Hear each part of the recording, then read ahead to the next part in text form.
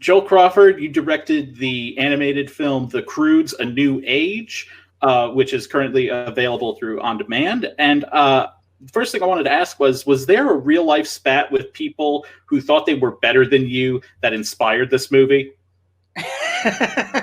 My whole life. You know what? I mean, the thing was, this story came about over, I mean, it's been 7 years pretty much in the making. I've only been a part of it for 3 years. But I think it's evolved going from Chris Sanders and Kirk Nemiko, who created the first one, and I'm such a fan of it.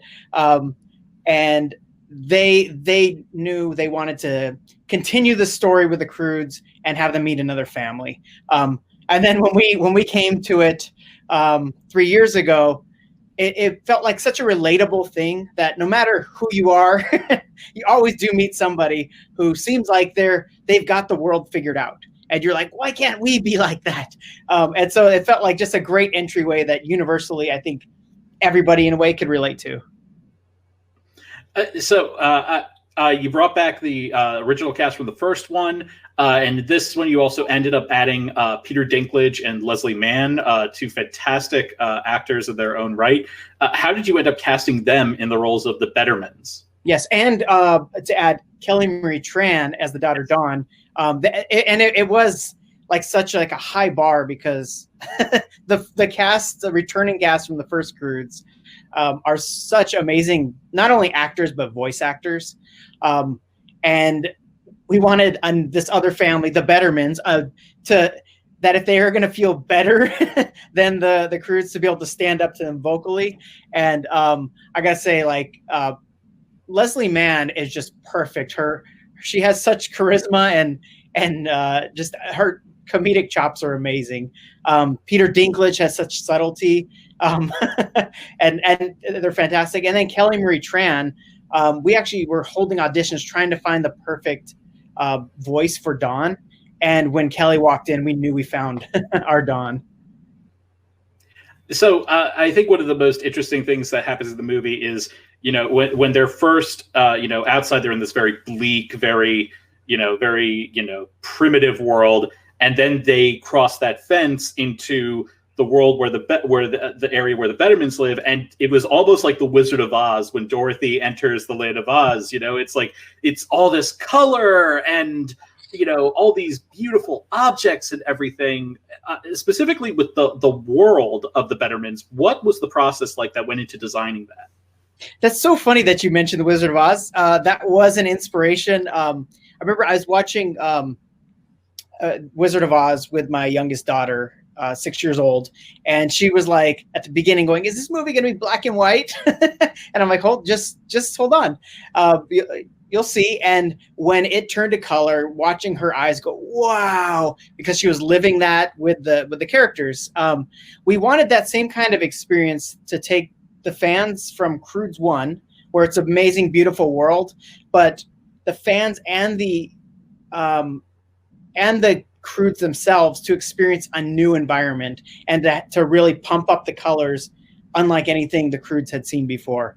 And so working with a production designer, we just kind of let loose of like, it's such a fun hybrid world of like mixed vegetables and fruits and animals, and going like, let's really make this an amazing experience when you first see it. And to that same sort of extent, what was it like?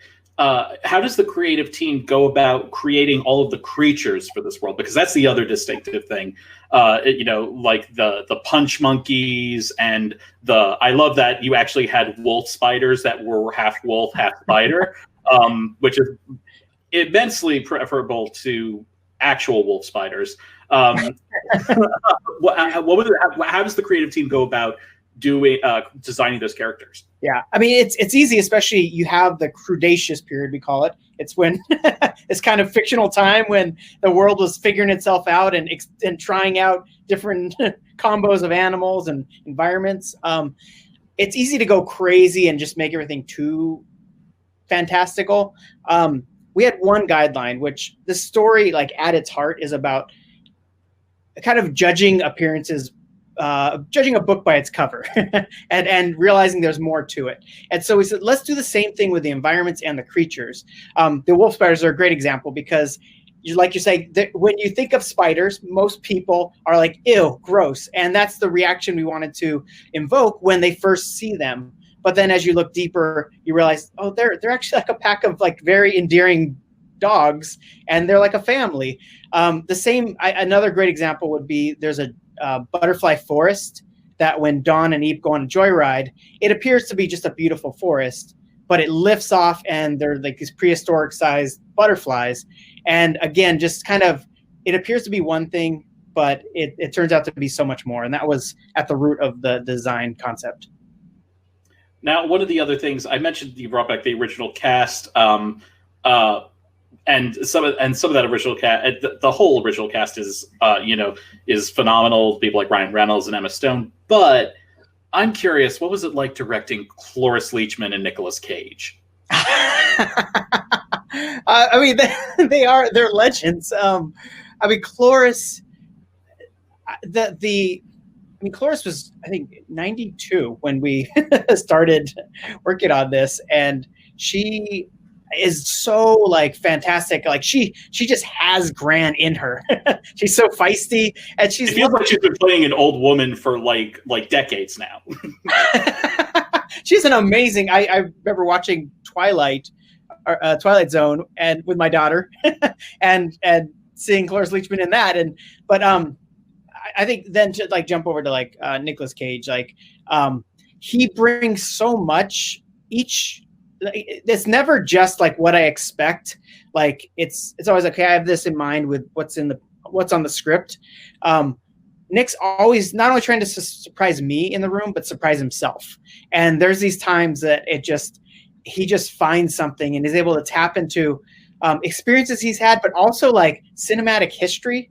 An example like would be when we were there's a monologue in the movie where Grug is geeking out about bananas, and we played this tune for him that I just pulled. It's like a scratch soundtrack, but it was from Once Upon a Time in the West, the Ennio Morricone harmonica, because it had this wistful feel.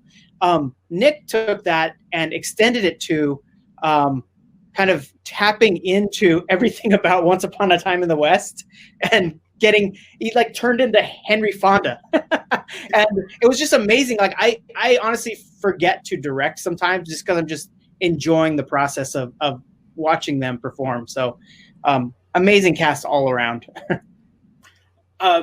Circling back to the design of both the world and the creatures of that world, were there any designs where you initially liked them, but then you thought to yourself, I know it's supposed to be out there, but this just might be a bit too out there for this particular thing? There are a lot that we didn't end up using. One that surprised me that I thought might be too out there, and then it grew on me over the course of the story. Gran has her wig is actual creature named Wigasus. That was written in there by the writers at the dinner scene and popped up and surprised us all, going, "Oh, I never knew that was a creature." And I was like, "Is that going to be too weird?" It ended up being such a like, well, you can't just show that creature once. it has, and it ends up serving a plot purpose of being kind of the scouting hawk to help find the men later. And so it was actually the opposite, where I was like, too weird. Wait, no. It fits perfectly. And also kind of on that same level, like, were there any ideas that you had for the Bettermans? Because the Bettermans have all this technology, advanced technology. Like they have basically like elevators, they have plumbing, the toilets, and these things called walls and individual rooms. I know, it's so crazy. Were there any like ideas where you were like, we're going to incorporate this sort of modern technology, but then you had to pull it back because you're like, maybe that might not work? There was one where the Bettermans have this elevator that it's like a pulley system that it's off camera, but you buy it, where you go, okay, that works. We at one point had it was a steam powered elevator. There was conveniently a geyser right underneath the elevator. It looked amazing, and effects did a great job kind of mocking it up. That one was like, it was just like a step too far. And for us, we wanted to not go fully, I guess you might compare it to Flintstones, where lovely in its own right, but it almost becomes more of a gag than grounding you in like a place where you're like, oh, I could see these are early humans making these, innovations. Yeah, it's a living. Well, Joel, thank you so much for joining us. We wish you all the best, and we look forward to seeing you back at our panel later on.